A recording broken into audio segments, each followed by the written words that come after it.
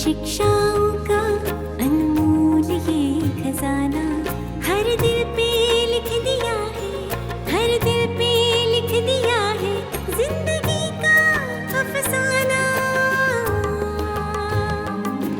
अमूल्य रतन, अमूल्य रतन, अमूल्य रतन।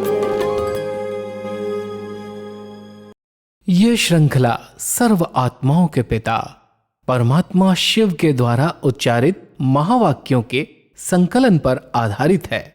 ओम शांति। गॉडलीवुड स्टूडियो द्वारा प्रस्तुत अमूल्य रत्न में आप सभी का हार्दिक स्वागत है। आज की दुनिया में इंसान का जीवन कम और संघर्ष ज्यादा हो गया है। छोटी से छोटी चीज को पाने के लिए, छोटे से छोटे काम को करने के लिए इंसान को बड़ी मेहनत करनी पड़ती है। समस्याओं का तूफान इंसान कितना भी पार करे, परंतु वास्तविकता ये है कि लहरें थमती ही नहीं है। परंतु जब स्वयं परम पिता परमात्मा खिवैया हमारे साथ हो तो तूफान भी तोहफा बन जाते हैं। मुश्किल को सहज करने की व समस्या को समाधान में परिवर्तन करने की विधियों को आज हम ईश्वरीय महावाक्यों द्वारा समझेंगे। और इन महावाक्यों के स्पष्टीकरण के लिए हमारे मध्य हैं प्रजापिता ब्रह्मा कुमारीज ईश्वरीय विश्वविद्यालय के वरिष्ठ राजयोगी शिक्षक आदरणीय राजू भाई साहब। साहब आपका आज के एपिसोड में बहुत बहुत स्वागत है। शांति। साहब आज हम बात करेंगे 23 दिसंबर 1993 के महावाक्यों पर, जिसका टॉपिक है प्रकृति और मनुष्य आत्माओं को परिवर्तन करने के लिए अपने वाइब्रेशन और वृत्ति को शक्तिशाली बनाओ। वैसे परमात्मा कहते हैं कि जितना जितना शक्तिशाली सतो प्रधान वाइब्रेशन होंगे तो यह प्रकृति और मनुष्य आत्माओं की वृत्ति दोनों ही चेंज हो जाएंगी। मनुष्य आत्माओं को वृत्ति से चेंज करना है और प्रकृति को वाइब्रेशन द्वारा परिवर्तन करना है। तो परिवर्तन करने वालों की वृत्ति सदा ही शक्तिशाली चाहिए, साधारण नहीं। साधारण वृत्ति या साधारण वाइब्रेशन से परिवर्तन होना मुश्किल है। तो सब शक्तिशाली वृत्ति, इसको थोड़ा स्पष्ट करें। परमात्मा अपने बच्चों को दो विशेष कार्य देते हैं। एक कहते हैं व्यक्तियों का परिवर्तन और दूसरा प्रकृति का परिवर्तन। व्यक्तियों को परिवर्तन करने के लिए बहुत श्रेष्ठ वृत्ति चाहिए, और जब श्रेष्ठ वृत्ति, शुभ भावना संपन्न वृत्ति, हर आत्मा का कल्याण हो, ये वृत्ति जब रहती है तो उसके जो वाइब्रेशन निकलते हैं, इस वृत्ति से वाइब्रेशन बनते हैं। तो वृत्ति से व्यक्ति का परिवर्तन होता है। जो वाइब्रेशन क्रिएट होते हैं उसे प्रकृति में जाते हैं और प्रकृति में परिवर्तन होता है जी। तो परमात्मा हम सबको कह रहे हैं कि आप बच्चे अपनी वृत्तियों पर बहुत ध्यान दो। जो कुछ हम देखते हैं, सुनते हैं, अंदर जो जा रहा है, वो जब बार बार उसका रिवीजन होता है, रिपीट करते हैं, तो वो वृत्तियाँ बन जाती हैं जी। और अगर वृत्तियाँ बहुत शुभ हैं, श्रेष्ठ हैं, अच्छे से अच्छी हैं, तो वो वृत्तियाँ व्यक्तियों को चेंज कर सकती हैं जी। और उस वृत्ति से जो अंदर के वाइब्रेशन निकलते हैं उससे प्रकृति चेंज हो सकती है जी। परमात्मा आगे कहते हैं कि ब्रह्मा को भी मालूम है और था कि नारायण बनना ही है, फिर भी क्या किया, निमित्त बने ना। जगदम्बा को पता था कि लक्ष्मी बनना ही है, फिर भी निमित्त बनकर दिखाया। तो सदा अपनी जिम्मेवारी को स्मृति में रखो। तो जिम्मेवारी क्या करती है? कभी भी कोई कार्य की जिम्मेवारी होती है तो अलर्ट हो जाते हैं। तो सदा अलर्ट रहना पड़े, कभी कभी नहीं, सदा। कितनी बड़ी जिम्मेवारी है, हर आत्मा को बाप द्वारा कोई ना कोई वर्षा दिलाना ही है। चाहे मुक्ति का दिलाओ, चाहे जीवन मुक्ति का दिलाओ, लेकिन वर्षे के अधिकारी तो बनेंगे ना। तो सब जिम्मेवार आत्मा समझने की स्मृति के महत्व को थोड़ा स्पष्ट करें। बहुत सुंदर मिसाल बाबा ने दिया कि भले ब्रह्मा बाबा और मातेश्वरी जी का पद निश्चित था जी कि श्री लक्ष्मी श्री नारायण बनने वाली ये दोनों आत्माएं हैं, तो ऐसा नहीं है उनका पद निश्चित था तो उन्होंने जवाबदारी अपनी नहीं निभाई, पुरुषार्थ नहीं किया। जी। वो अपने आप को निमित्त समझ करके बच्चों के आगे सदा मार्गदर्शक बन करके रहे। भले निश्चित पद होते हुए भी उन्होंने मेहनत की, अपने आप को जिम्मेवार समझा, निमित्त समझा। निमित्त समझने से, जिम्मेवार समझने से अलबेलापन समाप्त हो गया, अलर्ट रहे। परमात्मा हम सब बच्चों को भी कह रहे हैं कि आप बच्चे अपने आप को जिम्मेवार समझ करके चलो, क्योंकि ये बहुत बड़ी जिम्मेवारी है। इतने बड़े विश्व का परिवर्तन बाबा अपने बच्चों के द्वारा करवा रहे हैं। इसलिए जब हम विश्व परिवर्तन के निमित्त हैं, उस सेवा के निमित्त हैं, तो कहीं पर भी हम अलबेले न बने, सदा अलर्ट रहें और अलर्ट होकर के जिम्मेवार आत्मा समझ करके अपनी श्रेष्ठ वृत्तियों से, अपने अच्छे वाइब्रेशन से व्यक्ति और प्रकृति का परिवर्तन करें। जी, जैसे परमात्मा कहते हैं कि जैसे कोई भी बहुत होशियार, चाहे योद्धा हो, चाहे आतंकवादी हो, कोई बड़े को पकड़ने के लिए क्या किया जाता है, चारों ओर से उसको पकड़ने की कोशिश की जाती है, तब पकड़ा जाता है।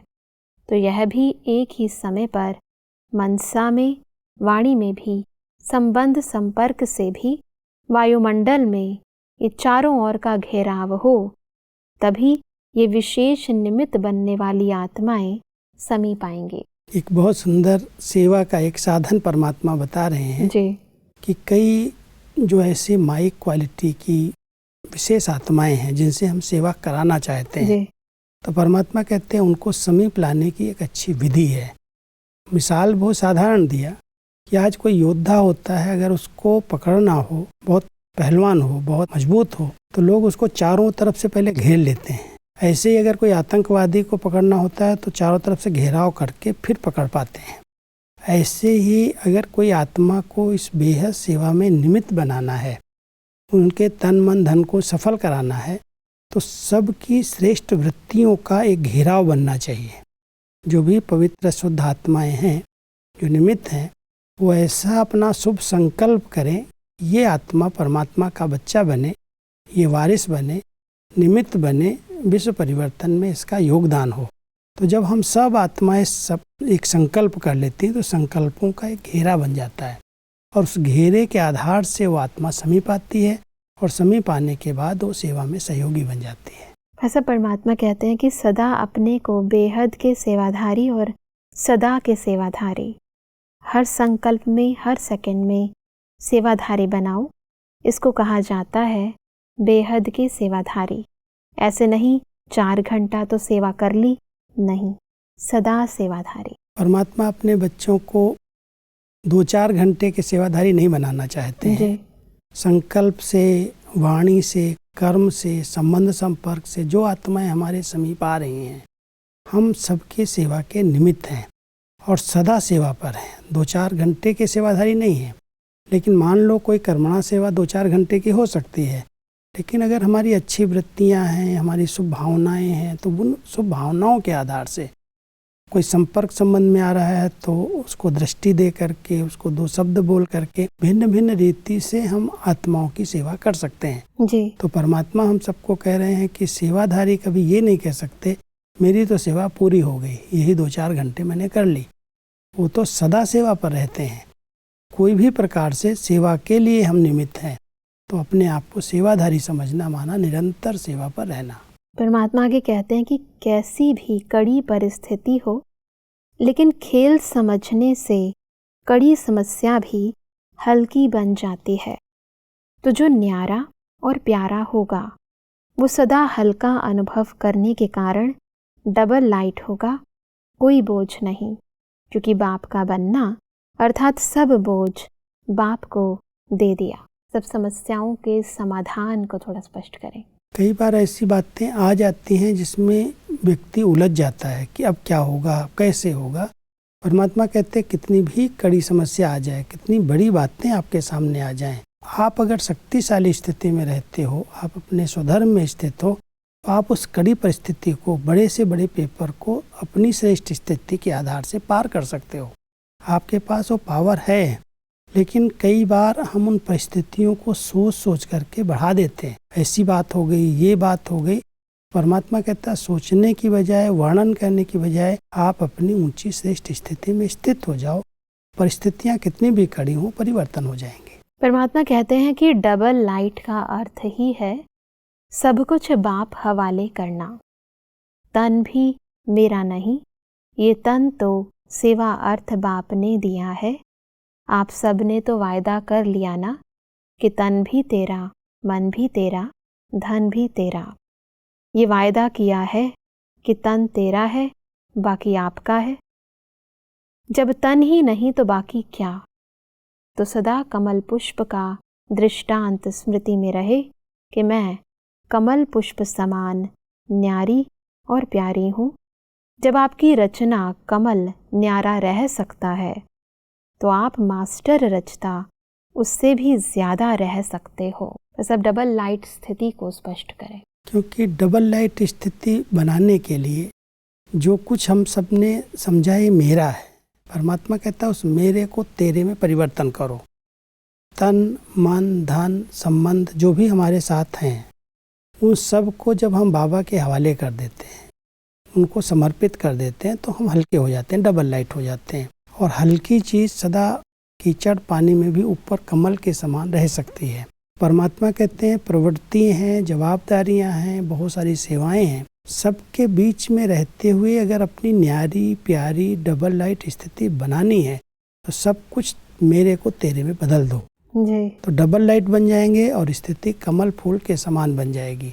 जब कमल फूल कीचड़ और पानी और बड़े परिवार के बीच में रहते भी सदा खिला हुआ सदा न्यारा रह सकता है, तो आप बच्चे अपनी प्रवृत्ति को संभालते हुए भी ऐसी स्थिति बना सकते हो। जी। परमात्मा कहते हैं कि दुनिया में जो भी मेहनत करते हैं, जो भी कुछ प्रयत्न करते हैं, किस लिए? प्यारा बनने के लिए। प्यार मिले और प्यार दें, और आपको परमात्मा प्यार का अधिकार मिला है। तो जहाँ प्यार है वहाँ सब कुछ है, और जहाँ सब कुछ है और प्यार नहीं है वहाँ कुछ नहीं है। तो आप कितने लकी हो, परमात्मा प्यार के पात्र बन गए, और कितना सहज। बहुत सुंदर मिसाल है ये। परिवार में रहते हुए लोग एक दूसरे से प्यार ही चाहते हैं कि सबको मेरे से प्यार मिले और सब मुझे प्यार करें। उसके लिए कितनी मेहनत करते हैं, कितनी कमाई करते हैं, सब आराम से रहें, सब प्यार से रहें, सब मिलजुल करके रहें, अंदर की एक भावना रहती है। तो परमात्मा कहते हैं उन लोग तो इतनी मेहनत करने के बाद भी आपस में मिलजुल करके प्यार से नहीं रह पाते। आप बच्चे तो परमात्मा प्यार के अधिकारी बन गए हो। परमात्मा का प्यार आपको मिला है और उसके लिए कोई मेहनत नहीं की। सिर्फ मेहनत यही है कि सबके बीच में रहते देह अभिमान से न्यारे रहो, कमल फूल के समान अपनी जीवन बनाओ, तो परमात्मा प्यार का अधिकार अपने आप आपको मिल जाएगा। परमात्मा इसलिए कहते हैं कि परमात्मा प्यार में सब प्यार समाया हुआ है। पोत्रे का प्यार, धोत्रे का प्यार सब समाया हुआ है। क्योंकि रचता है ना, तो रचता में रचना आ ही जाती है। जो भी स्नेह चाहिए उस रूप से स्नेह का अनुभव कर सकते हो, लेकिन आत्माओं का प्यार नहीं, परमात्मा प्यार। अब परमात्मा प्यार प्राप्त करने की एक बहुत अच्छी विधि है जी। परमात्मा कहते हैं अगर तुमने बीज को ले लिया साथ, बीज से प्यार करने लगे तो पूरा वृक्ष आपका हो जाएगा। जी। जो एक एक संबंध से आप प्यार खोज रहे हो, ये प्यार मिले प्यार दें, परमात्मा कहता है उसमें तो आज दुनिया वाले प्यार और मार दोनों बैलेंस में अनुभव कर रहे हैं। जी। लेकिन परमात्मा प्यार लेने के लिए आप सबके बीच में रहते सब संबंध एक बीज से जोड़ लो। जब एक बीज रूप बाबा के साथ आपका संबंध जुट जाएगा तो ये सब जो भी आप हद के प्यार की इच्छा रखते हो सब पूरी हो जाएगी। बिल्कुल। अपने आप सब आत्माएं समीप आ जाएंगी, सब आपको प्यार करने लगेंगी, सब आपको बहुत प्रिय लगेंगी। इसलिए परमात्मा हम सबको बहुत अच्छी विधि बता रहे हैं। परमात्मा प्यार में समाने का अनुभव करो और बीज से प्यार करो तो ये सारा वृक्ष सब संबंध आपके अपने हो जाएंगे, कोई आपका विरोध नहीं करेगा। बिल्कुल। इसलिए कहते हैं कि एक साधे सब सधे और सब साधे सब जाए। परमात्मा आगे कहते हैं कि कंबाइंड कम रहते हो इसलिए सफलता भी कम मिलती है। क्योंकि जब सर्वशक्तिमान कंबाइंड है तो शक्तियाँ कहाँ जाएंगी, साथ ही होंगी ना। और जहाँ सर्वशक्तियाँ हैं वहाँ सफलता ना हो यह असंभव है। तो सदा बाप से कंबाइंड रहने में कमी है इस कारण सफलता कम होती है या मेहनत करने के बाद सफलता होती है, क्योंकि जब बाप मिला तो बाप मिलना अर्थात सफलता जन्म सिद्ध अधिकार है। तो सब कंबाइंड रहने की इन श्रेष्ठ प्राप्तियों को थोड़ा स्पष्ट करें। परमात्मा हम सबको सफलता प्राप्त करने की बड़ी सुंदर विधि बता रहे हैं जी। कि परमात्मा के साथ कंबाइंड रहो। जब हम कंबाइंड रहते हैं, आत्मा परमात्मा के साथ साथ रहती है, तो परमात्मा सर्वशक्तिवान है, और जिसके साथ स्वयं भगवान सर्वशक्तिवान साथी है, कंबाइंड है, उसके लिए कोई कार्य असफल हो ही नहीं सकता, असंभव है ही नहीं जी। नेचुरल उसकी शक्ति से, उसके साथ से सब कार्य सफल होंगे। इसलिए परमात्मा हम सबको कहते हैं, आप बच्चों के लिए सफलता जन्म सिद्ध अधिकार है, लेकिन उसकी विधि यथार्थ होनी चाहिए। जी। अगर आप परमात्मा को अपना साथी बना करके रखते हैं, कंबाइंड होकर के रहते हैं, तो उसकी शक्तियाँ अपना आप काम करेंगी और उन शक्तियों के आधार से आपको सफलता मिलेगी। जी। परमात्मा कहते हैं कि आप श्रेष्ठ ब्राह्मणों ने सदा श्रेष्ठ कार्य किया है, तभी अब तक भी यादगार में ब्राह्मण श्रेष्ठ कार्य के निमित्त हैं। अगर कोई ब्राह्मण ऐसा कोई काम कर लेता है तो उसको कहते हैं यह ब्राह्मण नहीं है। तो ब्राह्मण अर्थात श्रेष्ठ कार्य करने वाले, श्रेष्ठ सोचने वाले, श्रेष्ठ बोलने वाले। तो जैसा कुल होता है वैसे कुल के प्रमाण कर्तव्य होता है। अगर कोई श्रेष्ठ कुल वाला ऐसा वैसा काम करे तो उसको शर्मवाते हैं कि ये क्या करते हो। तो अपने आप से पूछो कि मैं ब्राह्मण ऊंचे से ऊंची आत्मा हूँ, श्रेष्ठ आत्मा हूँ, तो कोई भी ऐसा कार्य कर कैसे सकते, क्योंकि श्रेष्ठ कर्म का आधार है श्रेष्ठ स्मृति। श्रेष्ठ स्मृति है तो कर्म स्वतः ही श्रेष्ठ होंगे। तो सदा यह श्रेष्ठ स्मृति रखो कि हम श्रेष्ठ ब्राह्मण हैं। आजकल की दुनिया में कई नामधारी ब्राह्मण ऐसे हैं, खान पान भी अशुद्ध है, शराब भी पी लेते हैं। तो परमात्मा कहते हैं जब कुल की स्मृति भूल जाती है तब ये सब कर्म हो रहे हैं, और उनके प्रति सबकी नज़र क्या रहती है, अरे इतने ऊंचे कुल वाले ये कर रहे हैं। तो परमात्मा हम सबको कह रहे हैं जब ये स्मृति रहती है कि मैं ब्राह्मण कुल की सर्वश्रेष्ठ आत्मा हूँ, मैं महान आत्मा हूँ, मैं साधारण कर्म नहीं कर सकती। तो साधारण कर्म, साधारण बोलचाल जो हमसे हो जाते हैं, जो निकल जाते हैं, अगर ये स्मृति रहती है कि हमारा कुल कितना श्रेष्ठ है, किस महान कुल की हम आत्माएं हैं, तो हमसे कभी भी कोई गलत काम नहीं हो सकते। हम हर कर्म में श्रेष्ठता ले आएंगे और स्मृति के आधार से शक्ति आ जाएगी। इस कुल के हम हैं, इसलिए ये हमें शोभता नहीं है। जी। फिर परमात्मा कहते हैं कि भविष्य से भी प्रत्यक्ष फल अति श्रेष्ठ है। सदा ही श्रेष्ठ कर्म और श्रेष्ठ प्रत्यक्ष फल मिलने का साधन है कि सदा ये याद रखो कि अब नहीं तो कब नहीं। तो सब इस श्रेष्ठ स्मृति को थोड़ा स्पष्ट करें। संगम युग पर अगर ये स्मृति रहती है कि जो श्रेष्ठ कर्म करना है वो अभी करना है, जी, कल पर नहीं छोड़ना। इसलिए परमात्मा ने हम सबको यही पक्का कराया, अब नहीं तो कब नहीं। जी।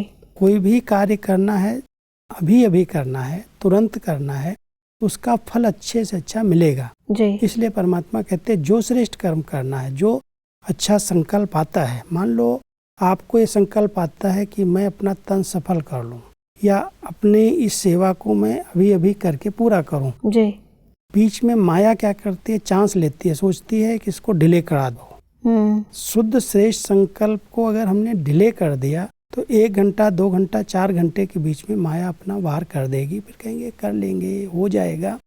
इसलिए कोई भी शुद्ध श्रेष्ठ संकल्प आता है सफल करने का, तन मन धन जो है सफल करने का श्रेष्ठ संकल्प, कहते तुरंत कर लो। जी। उसके बीच में समय नहीं दो। अगर कोई गलत संकल्प आता है तो थोड़ा डिले करो, रोको। जी। कभी गुस्से का संकल्प आता है कि ऐसा बोल दूं, तो उसको परमात्मा कहते शांत करो, अभी नहीं करो, तो थोड़ी देर के बाद ठंडे हो जाओगे। लेकिन तुरंत अगर गलत काम कर लिया तो उसका परिणाम गलत हो जाएगा। और अच्छे संकल्प आ रहे हैं और तुरंत कर लिया तो आपका भाग्य बन जाएगा।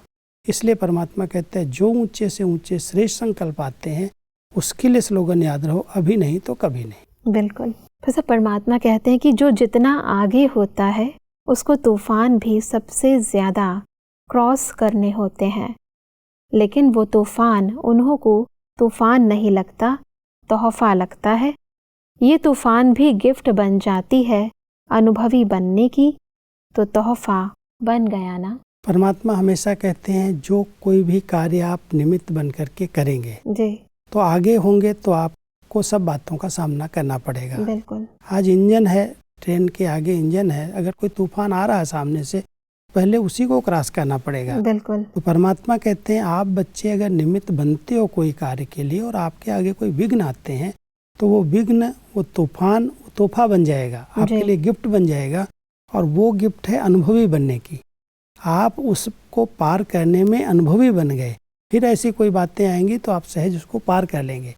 इसलिए कभी भी कोई अगर तूफान, कोई बात आपको आती है निमित्त बनने वाले के सामने, तो ये समझना चाहिए ये तूफान मेरे लिए गिफ्ट बन के, तोहफा बन के आया है जी। उसमें घबराओ नहीं, डरो नहीं, क्योंकि एक बार अगर आ गया और आपने क्रॉस कर लिया तो आप अनुभवी बन जाएंगे और सदा के लिए विजयी बन जाएंगे। बिल्कुल भाई साहब, आज हमने समझा कि कैसे हम विभिन्न परिस्थितियों व समस्याओं के समय ईश्वरीय विधियों का प्रयोग करके सफलता स्वरूप बने। भाई साहब, स्पष्टीकरण के लिए आपका बहुत बहुत धन्यवाद। ओम शांति। दर्शकों, आज के महावाक्यों में परमात्मा ने कहा कि हमें अपनी शक्तिशाली वृत्ति व सतु प्रधान वाइब्रेशन से सर्व मनुष्य आत्माओं व प्रकृति को परिवर्तन करना है। परमात्मा ने कहा कि विशेष आत्माओं को ईश्वरीय सेवा के निमित्त बनाने के लिए हमें एक ही समय पर मनसा वाचा कर्मणा संबंध, संपर्क और वायुमंडल द्वारा सेवा करनी है। परमात्मा ने कहा कि हमें परिस्थितियों को खेल समझना है और अपने सब बोझ एक परमपिता परमात्मा को देकर न्यारे व प्यारे बनकर डबल लाइट रहना है। दर्शकों, आज के महावाक्यों से संबंधित यदि आपके मन में कोई भी प्रश्न है तो आप हमें ईमेल कर सकते हैं। हमारा ईमेल आईडी है amulyaratna@collywoodstudio.org।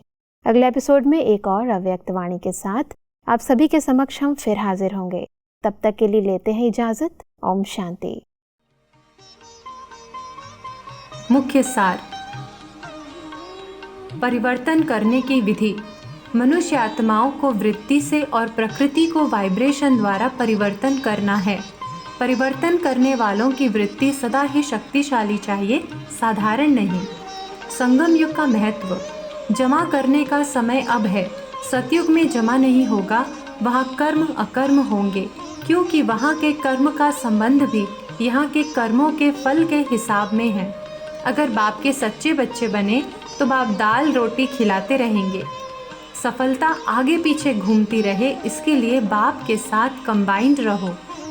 जो जितना आगे होता है उसको तूफान भी सबसे ज़्यादा क्रॉस करने होते हैं।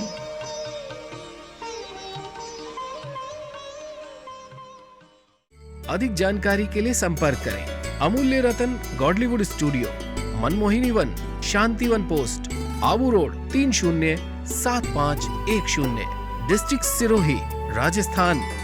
ईमेल आईडी है amulyaratna@godlywoodstudio.org। इस श्रृंखला को प्रजापिता ब्रह्मा कुमारीज ईश्वरीय विश्वविद्यालय के सेवा केंद्रों पर क्लास में नियमित रूप से चलाने के लिए गॉडलीवुड स्टूडियो से संपर्क करें।